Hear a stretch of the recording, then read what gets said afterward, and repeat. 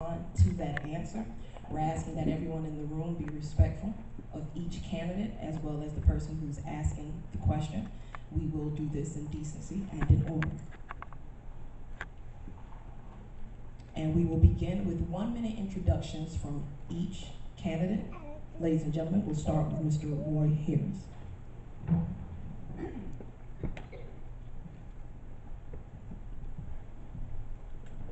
Thank you, Mahogany.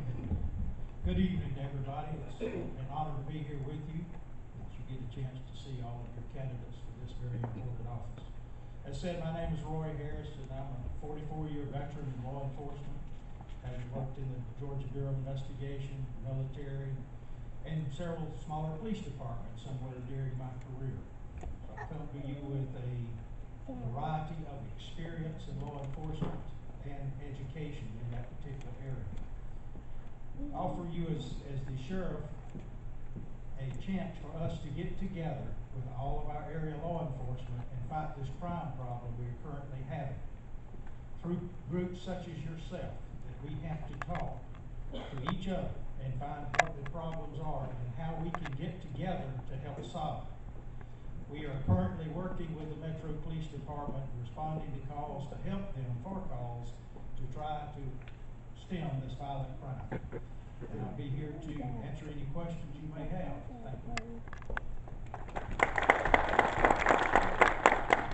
Thank you, Mr. Roy Harris III. Now we will hear from Mr. MacArthur Holmes.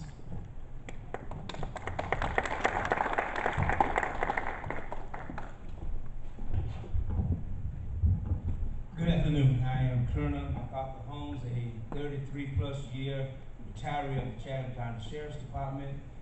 I bring a wealth of experience to the Sheriff's Department. I have worked for over 27 years as a top administrator of the Sheriff's Department, 15-plus years as the Assistant Jail Administrator, and over 10 years as the Administrator.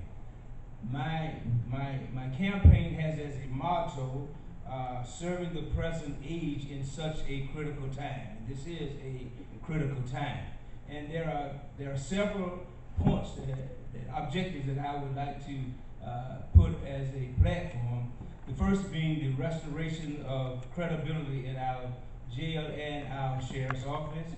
The second being addressing the crime problem within Chatham County. And the third being that we establish a great deal of fiscal accountability in the operations of the Sheriff's Department itself. I am the only candidate with a mass of experience in administering and managing a jail operation. I have over 27 years doing that. I spent 10 and a half years, as I stated before, as the administrator. I think that there are some on the platform that maybe spent a year and a half, or some experience level such as that. But it takes a good amount of experience in order to make sure that the operations of a facility that large is done the way that it's supposed to be. Thank you.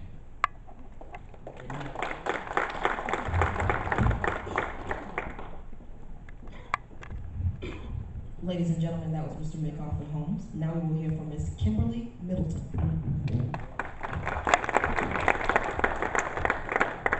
Good evening. My name is Kim Middleton. I'm a lifelong resident of Chatham County, born and raised, went to school here, graduated from Rose in 1979. I started my career with the Chatham County Sheriff's Office in 1987 as a slick sleeve officer in the old jail on Montgomery Street. I served the people of Chatham County for 28 years, over half of my life I spent growing up in Chatham County Sheriff's Office. Chatham County Sheriff's Office was established in 1732. In 2007, I was appointed by the late Al St. Lawrence to be the first female captain in the history of the organization. In 2012, I was appointed again by Sheriff St. Lawrence to be the first female major in the history of Chatham County Sheriff's Office. I continue to break barriers for women and minority, not just in the Sheriff's Office, but in this community. And by running for sheriff, I am actually the first female in the history of Chatham County to run for this office. I believe that it's time to make a difference. And as a retired major with the Chatham County Sheriff's Office, my vision is that we bridge the gap between the past, what used to be, and the future, what's about to be. And that we do it through organization, education, collaboration, and mobilization. It's time to bridge the gap that's between this community and the Sheriff's Office. The Sheriff's Office needs to be involved in our community in reducing, deterring, and preventing crime, and our community needs to be a part of Chatham County Sheriff's Office. Thank you. Ladies and gentlemen, that was Ms. Kimberly Middleton. Now we'll hear from Mr. John Wiltshire. Thank y'all. I'm John Wiltshire. I'm a 40-year veteran of the Chatham County Sheriff's Office. I was born in Brunswick, Georgia, moved here after I was about 7 or 8 months old. Been here all my life. I'm a taxpayer, and I'm intending to stay in here, and I intend to live here. I see the things that needs to be done at the jail. We need to make sure that we get adequate people hired there. We need to boost the morale out there because it's going downhill, and also that we need to begin to look at our mental patients very diligently out there because the agencies are bringing them here and dumping them in the jail, and then the sheriff's office has to handle those people. So we got to look at that, and also I'd like to bring some clarity among the people in this community to have them help me, tell me what y'all need, and then we can tell y'all what we need, and we can work together as a team. Like I said, I'm gonna be here the rest of my life. I'm not going anywhere. I love this county. I was raised up on Taylor and Lincoln Street, right down the street from here. And this is a beautiful place to be, and a place that I want to work at. I worked in 3 sheriffs. I worked in Paul Griffin, Walter Mitchell, and Al St. Lawrence. And I love the department. I've worked in every aspect of it, from the jail to the street to the courts, back to the jail. I've worked all over my whole career. I'm here for the people. I don't care who you are, what color you are, what race or generation you are, or anything else. We're here to serve and protect you. That's the sheriff's duty. And look out after y'all. My time's up. Thank y'all very much.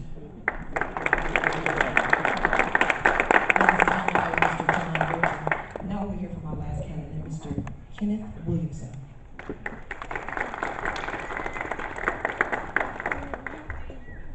Hello, my name is Ken Williamson. I'm running for Chatham County Sheriff. A little bit about me. My lovely wife and I have been married for a bunch of years, and she's a teacher at St. Francis Cabrini School. I have 2 lovely children. My oldest, who is married, has a job of her own, a career of her own. And my youngest, who is a senior at St. Vincent's Academy, St. Denis. I've been in the financial industry for the last 30 years, mostly as a financial advisor and an auditor. I spent 10 years in the Chatham County Sheriff's Department, working as a reserve deputy. I worked for y'all for free for 10 years. I was the bike commander when I left, where under my programs as the bike commander, I took my unit into the underprivileged kids, and I got them to follow us around instead of the drug dealers. And I think we need to start with our children and our inmates. I'm a Christian family man, and I plan to protect all the families of Chatham County. Thank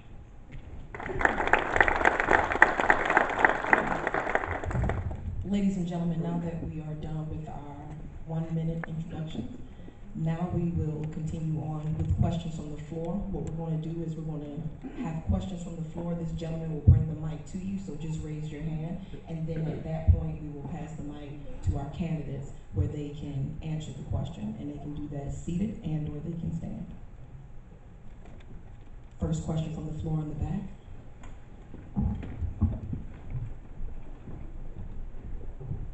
Start off by saying good afternoon. This to be to anyone candidates. Upon being elected sheriff, what will be your plans for your first 100 days in office?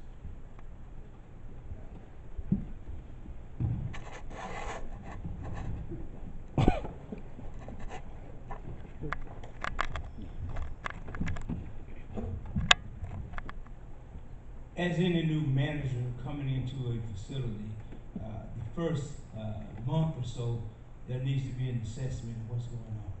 So there will be, at my first 90 days or 6 months, or probably the first year, we will be assessing things and doing some things while we're doing assessing also. But one of the major issues with the Sheriff's Department now is to hire adequate staffing. We all have some things that we want done, but until you get adequate staffing to do that, it's going to be impossible to complete some of those tasks. So that would be the first thing. The second thing I would do is make sure that we put into motion the efforts to bring back the ACA, that's the American Correctional Association accreditation. That is accrediting firm that writes policies, that have policies and procedures that dictate the operations of jails and prisons themselves, all penal institutions.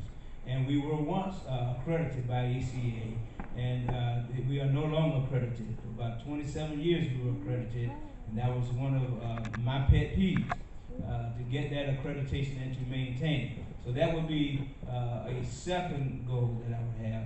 And thirdly, we need to make sure that we create an environment at the Sheriff's Department that is conducive to a work environment that everyone can enjoy, and they can come to work with comfort, and that they can come and have an environment that they're not afraid of what is going to be done to them. They're not going to be afraid of being treated unfairly. And that's one of the things that is most key in any work environment, that you have some security.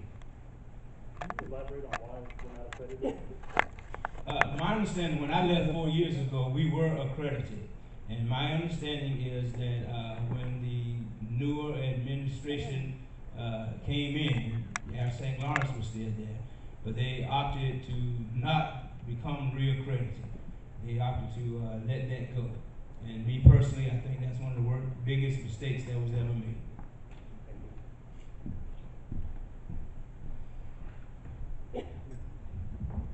We'll have to give the mic to the candidate who would like to answer. So what we'll do is we'll hand that mic off to you all for questions. And you can step up front and use the microphone. Okay. I'm on about the same path as Mac is.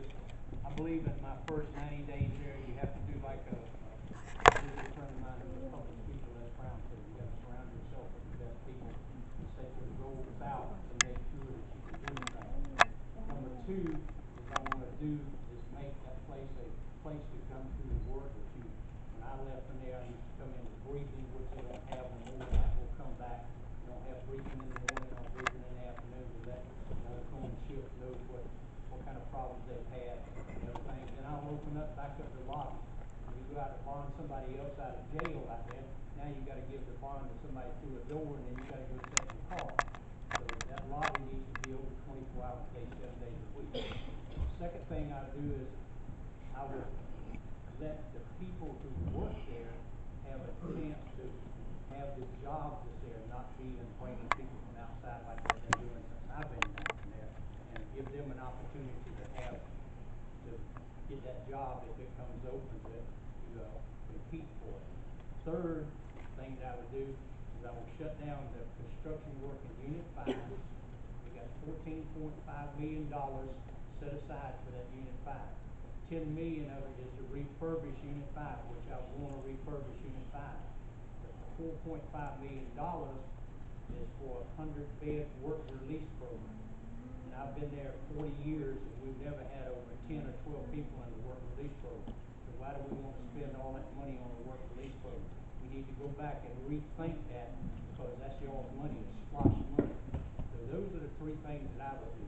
Main thing is to bring harmony back to that department where everybody can be there to work and enjoy it and come to work like they used to when I was there. Thank you. In my first 90 days, the first thing I would do would be do a nationwide search to hire a good jail administrator who has my vision and my ideas and will help me retrain to have the best officers in Chatham County to make a department that everybody in Chatham County can be proud of. I would rewrite all the manuals, look at all the manuals and rewrite all the manuals, because some of the things that have been going on in the Chatham County jail, they need to stop. No one should ever die in jail custody. And I promise, if you elect me your sheriff, I will do everything in my power to make sure that my men are trained to be top-notch deputies and correctional officers for this community. Thank you. If I'm elected chair, my first 100 days will be spent reorganizing the organization. We're going to start first with the mental health provider, the mental health and medical provider. We're going to seek someone that we believe would be more effective and efficient in providing health care and mental health services to the inmates within the facility. The next thing we're going to do is try to increase morale by decreasing the number of hours that staff are currently working. Staff work anything from 12 to 16 hours on a shift that's in the jail and when needed on the street. I'd like to reduce it to a 10-hour workday, 4 days a week. The next thing I would do is to hire people, good people who want to work, who can do the job regardless of what their credit report says. That they can come in, be trained to do the job, and do the job effectively. That's what I would do during my first 100 days in office.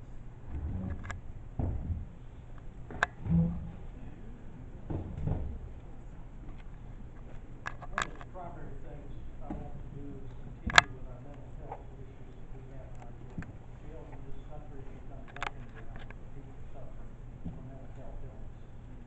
We are working with several different groups to try to establish special mental health facilities here, along with the Department of Community Health, the state of Georgia, and Gateway here in Savannah. We have one of the first centers like that in the state of Georgia, where officers can drop people off. They don't sit in a hospital with them for 2 or 3 hours, and they get immediate medical need, psychiatric need. It's going to take us working with the legislators to get this done, because we've got to have state help and we've got to have local help. I will continue to run the work release program. I think it is a very valuable program for people. We have expanded. Last year we had 83 participants in work release, 41 were court ordered. The judges are now more conducive to ordering people to work release and set their courage levels lower. We also added 1,471 transitional participants. These are our blue and brown suits. Now, they've always worked there at the jail, but including them in the work release program helps us give them certifications and certificates for doing the jobs that they're doing. 60 It may be seconds. lawn maintenance, or it may be working in the laundry, or it may be in the kitchen. And we're going forward with that particular thing. I think that all of this is good for our community. It gets the inmates out in better shape than they came into that facility. Now that we've heard from each candidate, we'll take another question from the floor. We'll bring it back to you. Will you get the candidates to speak into the microphone, we can hear them better? Yes, sir. They're requesting that you all use the microphone, so we'll make sure we hand that to you. Hey everybody, my name is Chris Reed. This is a very personal issue for me. This question is directed at Mr. Harris mainly, but I would like everybody to respond to it if they could. I was one of the 9 officers that was fired last year. Excuse me for getting emotional. In the Ajibade case, I got fired for doing my job. I was the first officer to provide CPR to Mr. Ajibade, and under Roy Harris's watch and the former sheriff of St. Lawrence, I was terminated for doing my job. What are you going to do to ensure that people like me don't lose their job? I love my job. I took a $20,000 pay cut to come to work at the sheriff's office. I've never been happier in my life. And I don't mean to sound personal, but you guys took that away from me. And I'd like to know what you're going to do to ensure that doesn't happen to good people.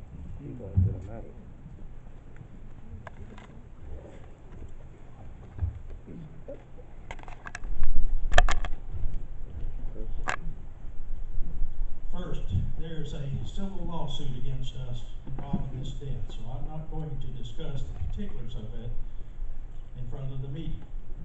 I'm sorry Mr. Reed lost his job. He lost his job after a very careful investigation by our internal affairs unit and an external one by the Georgia Bureau of Investigation. It was also reviewed by our county attorney's office, and everyone was in complete agreement of the folks that did lose their jobs. I'm sorry for that, but unfortunately, that's the way we have to do business. We simply cannot tolerate behavior that costs the life of a young man. And that's all I can say on that matter. We'll hear from our next candidate.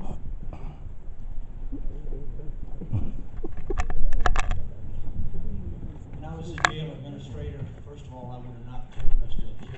Jibiday, how you pronounce the young man's name in the jail. Our policy when I worked there as a jail administrator was if somebody came in and was intoxicated, bloodshot eyes, couldn't stand up, or had been in a fight of some type with an officer, and especially when the officer handed my officers in the jail with psychotropic drugs, that person should have been taken to the doctor at the hospital. And the first thing they said, well, he's been cleared by EMT. EMT is emergency management technician, not a doctor. So that's where you need to start at right there to make sure that they don't take these people into jail, and this thing never would have happened in the jail.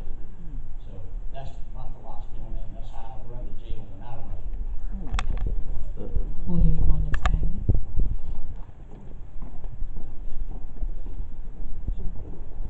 If I'm elected sheriff, I will have a citizens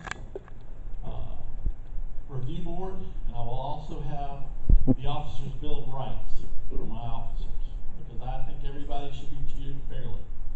Now, I've watched the tapes of the Ajibadi case, and anybody in law enforcement will tell you what that officer did by kicking Mr. Ajibadi in the head was, he might as well have had a gun to the back of Mr. Ajibadi's head.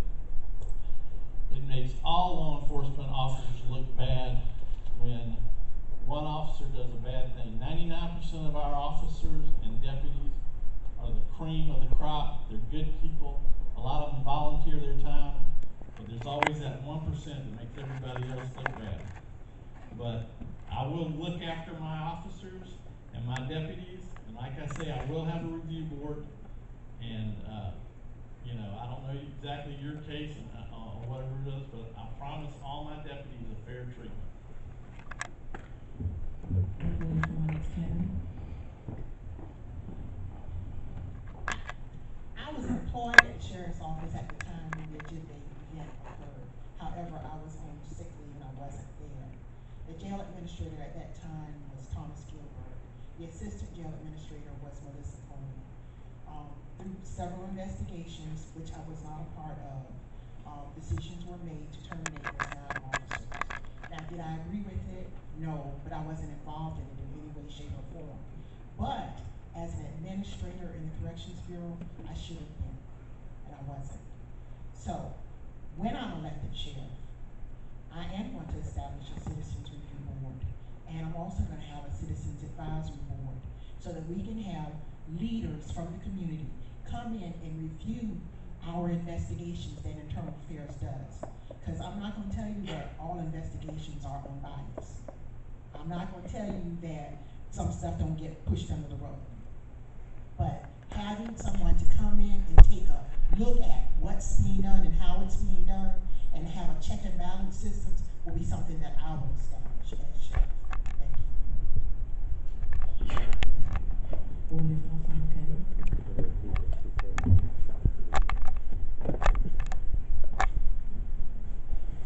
I don't know the facts surrounding this young man's termination. I think many of my colleagues are addressing issues that are not what he addressed. And I think he is addressing the fairness of the investigation and the fairness of the termination. And that's a little different from the investigation and what happened with Mr. Jibiday. Whenever someone is accused of violating policy or procedure, there is a process that person must go through. The person has appeal rights, and then there is review. And I don't know if all of that was afforded this gentleman, Bernard understanding that it was an investigation, joint investigation by the Sheriff's Department, the GBI, and it was afforded, passed up to the county attorney and other persons within that chain of authority within the county. A decision was made, and many times it is hard to make decisions, and I would trust that they considered all the facts, and that the facts were true, and that the investigation was sound, all of them on every level. If they were not, then that becomes another issue also, okay? But the basics of this whole thing is that an environment where staff, and we talked about this during my entry announcement, is that staff can feel that they're going to get a fair shake. If you go before a review board, you want to be heard. You want all the facts to be brought out. And you want to make sure that your side of the story is held, and that your side of the story is listened to, and that you afforded a fair and equitable chance and opportunity to tell your story. I don't know if that happened. I wasn't there. I was gone 4 years before that. But that is the way that I ran my investigations when I was there. And that's the way that we ran the department. Many times persons were accused of things, but when we found out the facts, we would go according to the facts. We will take another question from the floor, gentleman in the back.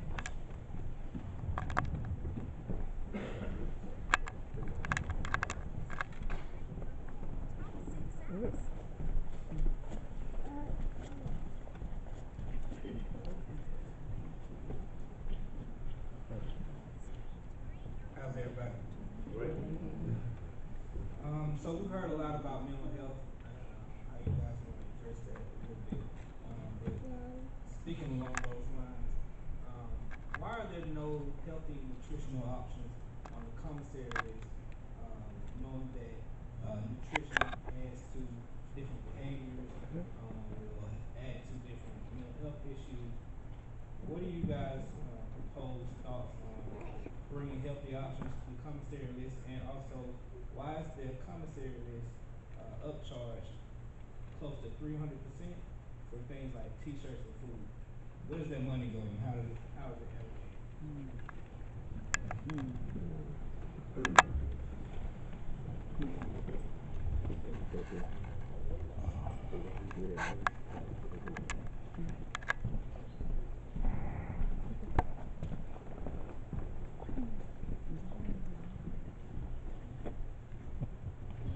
When I was the administrator, one of the top priorities was to deal with the items that were in the commissary themselves.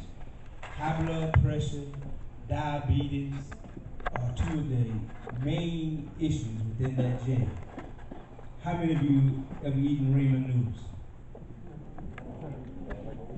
If you look at the sodium level in ramen noodles, it will blow your mind. We had guys that were eating 7-8 packs a day. That brings up another question. Why did they eat 7-8 packs a day? But I cut out ramen noodles, and I caught it. I caught it from inmates, I caught it from commissary staff, because that was their #1 seller. But then what was happening, it was causing our medical bills to go sky high. It was causing medical calls to be astronomical. And because all the inmates, they would come in, and 4 months later, they had high blood pressure levels. They had problems with their medical issues. And so we had to do something about it. Honey buns. Some of these guys buy 30 honey buns a week. Some are more than that, because some of them running stores illegally, okay, within their sales. That's something that they have to deal with. But these type of things, they're going to have to be looked at, and they have to be limited, so that we can make some hard decisions about the health of that individual. Now, there was a question about tracing the money. Yeah, well, all of that is tracing the money. When I was there, that commissary used to gross about, I think it's about $25,000 a week. And that's a lot of honey buns and ramen noodles and things like that. But now we had about 1,850 inmates. And everybody bought theirs, and that pushed the price up. The commissary company is contracted, which means that they are a for-profit company. 60 seconds. And because they're a for-profit company, a share of that, or a percentage of that, was also placed into the inmate commissary account, in which we was able to buy a lot of the things that was needed to provide certain items for the inmates themselves. Nobody personally profited by that, but they were to be sent to the commissary account so we could have programs and services for the inmates themselves.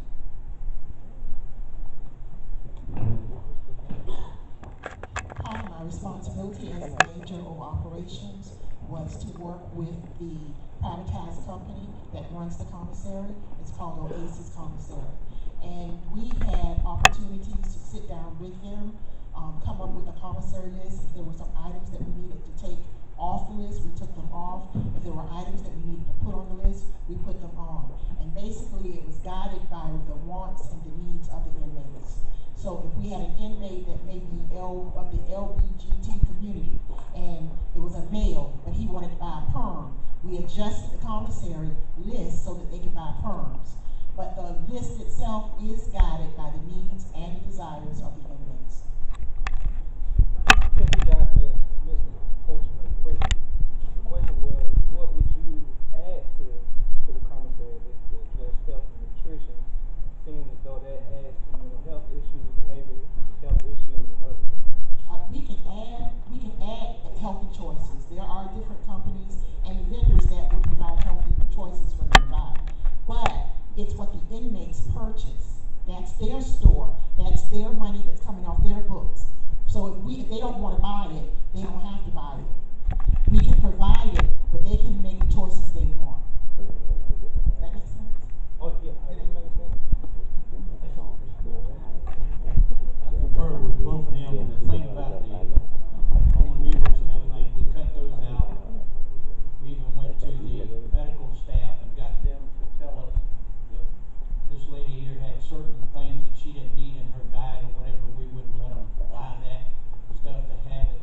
But like you said, the inmates are always going to buy stuff. They use it, like Mac said, is for their store. They use it to gamble with. And the money is made off the commissary, which is Oasis and the paytail of home companies. It's just like Mac and Kim said.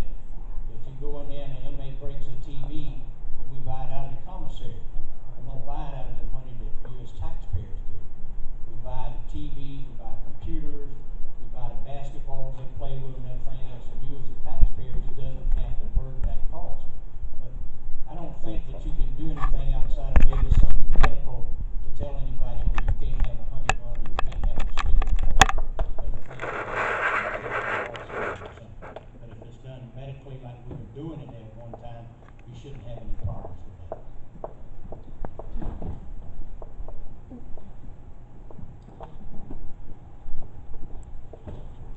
I will definitely look at healthier things for the inmates. I know, like you say, that you might have $300 upcharge for everything. I definitely got to look at that. I don't think the inmates should be gouged just because they're in prison. I've been told, and I'm not sure this is true, and I'm sure Roy Harris can tell me it's true. It costs an inmate $60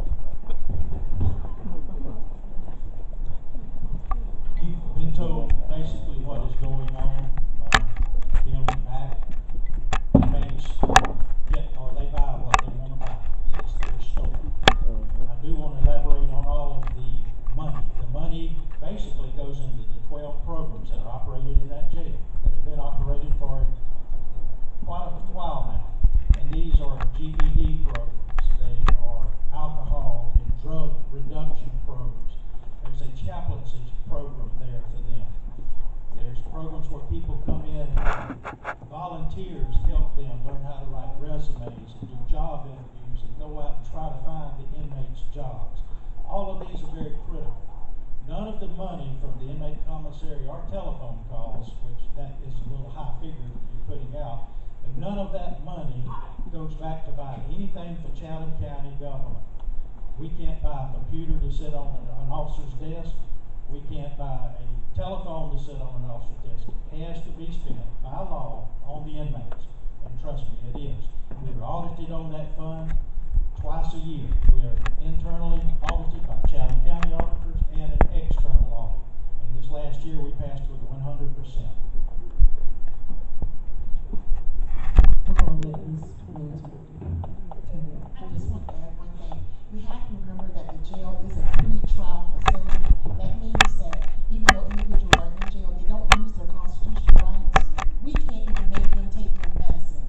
If the doctor says you need to take this, whatever the medicine may be, if the inmate says I'm not taking it or I don't want to take it, we can't make them take it. And in some cases, we've actually had to go to court to get a judge to make us or allow us to give an inmate medication or set their diet for them.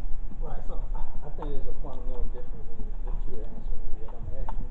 What I'm asking is, what would you add to the commissary list?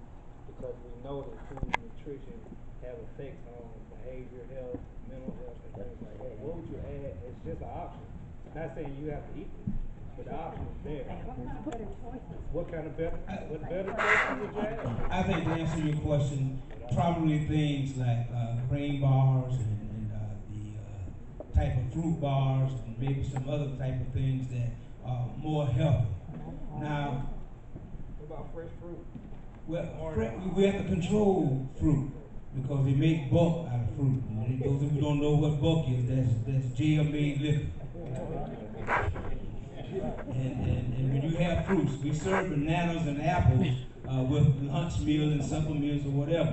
And a lot of the guys will take those and they will save them up, put them in their drink bottles and put a little bit of water in it and let it sit for several days and put a little bit of some biscuits or some bread in it as a yeast. I'm not telling you how to make liquor.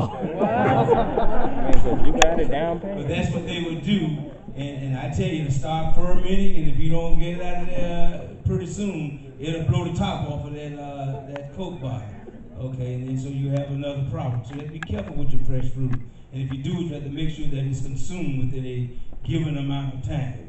But I think one of the things that can be looked at is doing a survey of what actually is being served. And you may be able to add to the commissary those health items. Again, we can't dictate that the inmates buy certain things. And another thing is that commissary is not a right. It is a privilege. It's a privilege. It's not a right. It's a privilege. And you can use it as a management tool in order to make sure that you're getting the proper responses from inmate population that you should be getting. If they are not using it properly, you can take it away.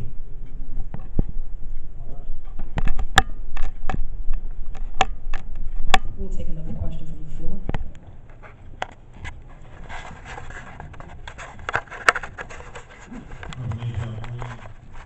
As I was sitting listening at the candidates,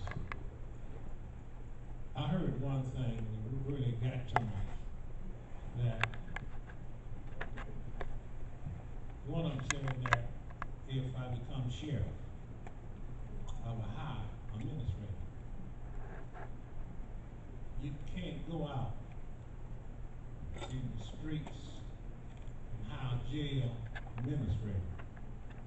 To me, my mother told me that charity begins at home. It spreads abroad. If an officer wants to be an administrator, he needs to be on the job so he can see what's going on. You don't hire your friend in a high position for a payback thing, because we got a problem. We just had a problem. And one thing I can say about Colonel Holmes, they can call him anything, but he don't play. He's tough. You don't take the church money, because he is administrator, y'all. He is administrator. That's why we got money now. And I can say it because people get mad with you when they can't dip and dab like they want to. But I hope Is that a question? the next team administrator won't have this problem. Budgets is all right. But when it comes down to your job, that's personal. When you got hands of other people's life to take care, friends is fine. As I take my seat, I had a job on the tugboat, Atlantic Towing Company. One of the captains was a very good friend of mine.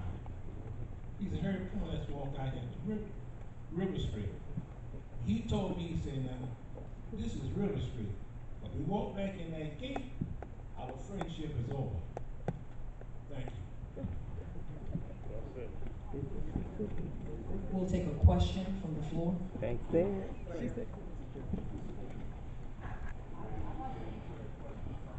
It wasn't a question. No, it wasn't. He wanted to show you. I didn't say it like that. Uh-oh. Get it straight, Doctor. Because what I would do a nationwide, I would do a nationwide search to find a good jail administrator if I was elected sheriff. I'm not saying they're not here in Chatham County, they may be here in Chatham County. But a jail administrator to me is a very specific trained job. It takes a very specific person to fill that role. And the right trained person will help fix the problem I think we have in the jail now with all the lawsuits we have for excessive force and all the deaths that have been in the jail. So if I'm elected sheriff, I will do a nationwide search. Now, he may come from Chatham County, or he may come from Timbuktu. It doesn't matter to me, but he will have the best credentials that you can have to be the best jail administrator that Savannah, or one of the best ones we've ever had. We'll have a question from the floor. Can we please keep our responses and our questions, our statements, 3 minutes? This question is for Sheriff Harris. If I'm not mistaken, you mentioned expanding the blue suiters. Why would you do that? Because the blue suiters are the ones, for those of you that don't know, they go out and work outside the jail. Wasn't there an escape at one time? What would you do to keep the blue suiters from escaping from their jobs out from the jail?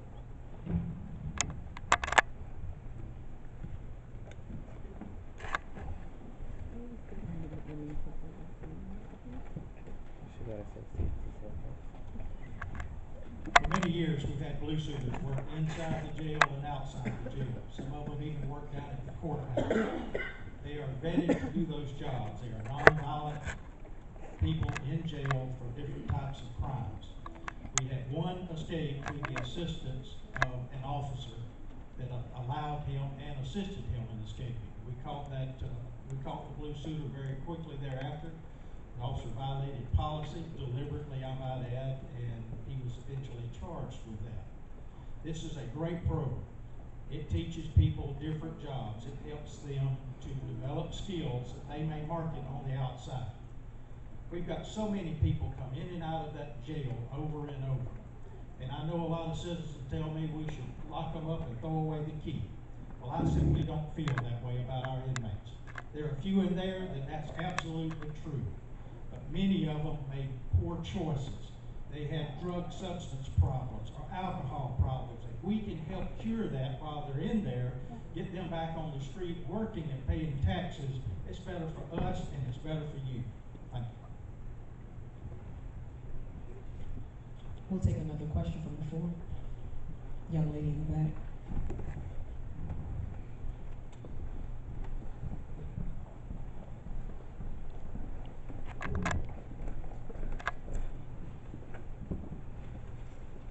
Good evening. My name's Sandy Robinson, and as I've been sitting here tonight, I've been hearing a lot about inmates and their rights and their food and their snacks and all this other stuff.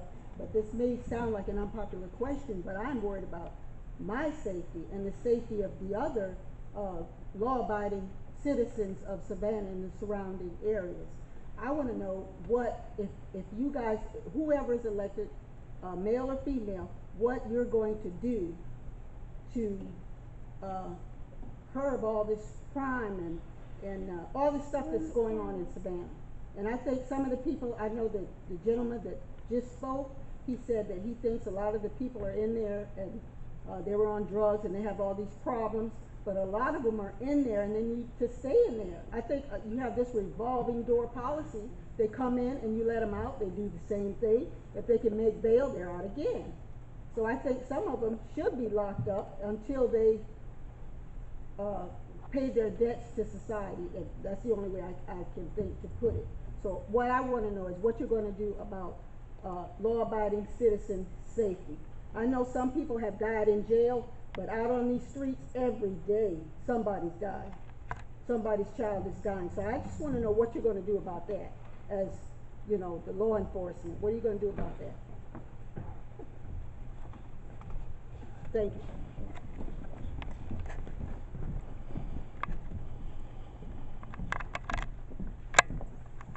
So can you use this mic? That's correct, sir. I apologize. One of the first things you learn in the jail setting, three basic principles of a security program is no escapes, no contraband, no disorder.